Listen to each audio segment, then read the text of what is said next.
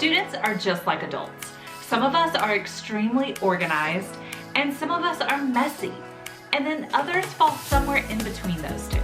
In today's video, I'm sharing tips on how to help your students stay organized so you're not wasting class time looking for things. Welcome back, I'm Rachel Vincent, and I share tips on how to run an effective and efficient classroom so you not only survive as a teacher, but thrive. I am an organized person by nature, and so organization comes easy to me. But I know it doesn't come easy to everyone, and I have kids in my classroom who are not naturally organized. So my goal when helping students organize their materials is not to change their personality, but to give them systems that will help them stay organized. One of the ways I do that is to color code subjects.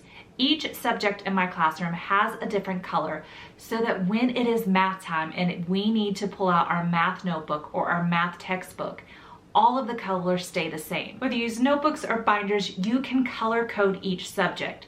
So you could have the blue tab be the math tab. And I've color-coded composition notebooks a different way. Some years I just have my students color the ends of the pages to match the color that we're going with.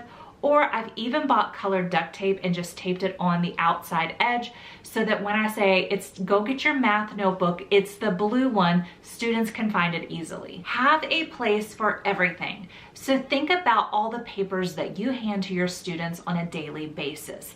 Think about where it's going to go. Is it a paper that's going to come back to you immediately, or is it a paper that they need to hold on to? Oftentimes students don't finish work or have papers that they're going to use over several days, and there needs to be a place for it. If you have a binder, if your students use a binder, then it easily can go in the binder. But if you don't, then you need to think about where is this going to go.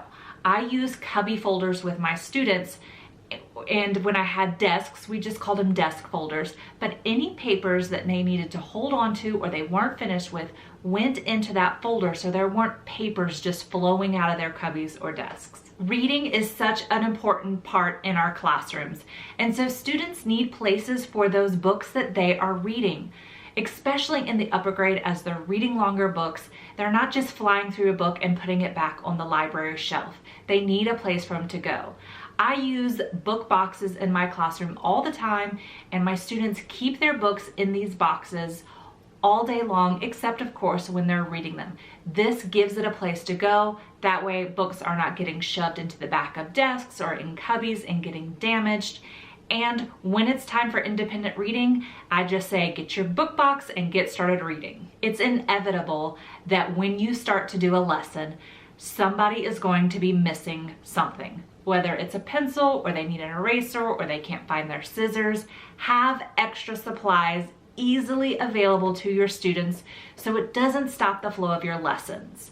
I like to have drawers of supplies that students can access when they need it. They know that they can borrow it for the lesson, but it needs to be returned. They're not keeping it, so that hopefully they will find their lost scissors. And speaking of lost items, have a lost and found or lost property bucket or drawer or whatever works for your classroom. This is helpful in two ways. The first way is if that student is missing their scissors, I can ask them if they've checked the lost property bucket, or if someone finds scissors or glue or something and we don't know who it belongs to, I can say, go put it in the lost property because someone's going to need it. Your organized students are going to naturally organize their stuff, but your not so organized students are going to need help. And so at least once a month, I like to do a reset where we clean out our cubbies, clean out our folders, clean out our book boxes or our desks, and just reset.